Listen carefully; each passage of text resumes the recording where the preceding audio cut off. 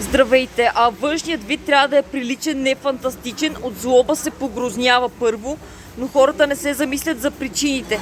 Казусът е следният. Работех на трудов договор по хотели, на не трудови доходи, без доходи съм работила по спортни редакции, само с спорт.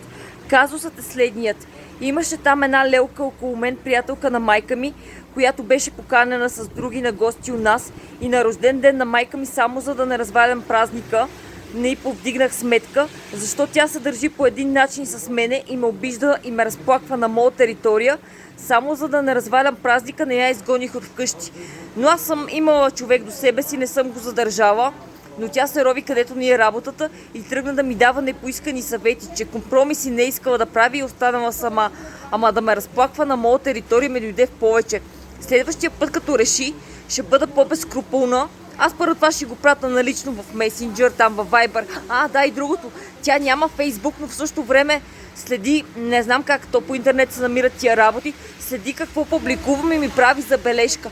Значи аз не мога да и направя забележка за нейното тъпо и нетактично поведение, но тя ме разплаква на моя територия. Следващия път, когато е на гости у нас, ако има някаква нужда, ще я изгона без достъп до някакви места, без да ми мигне окото, ще я изгона. Не ме интересува дали е назор или ще я изгона, без да ми мигне окото. Без да ми мигне окото, ще я изгона. Защото тя идва у нас на рожден ден, аз трябва да съм порядъчна на рождени дни. Тя ми идва и ми вдига скандали и ми обяснява как трябва да се трудя за стаж. Обаче аз, когато веднъж там ми трябваше за дипломна работа да поискам услуга от племенника и който има момиче до себе си, аз първо не съм тръгнала да го сваля, че по телефона ще го изям. Исках да го питам там нещо свързано с компютри, но тя, понеже от това се чувства единствено полезна, че няма мъж и има племенник, вика не го закача и той има жена. Какво го закачам, като го питам за компютърни услуги?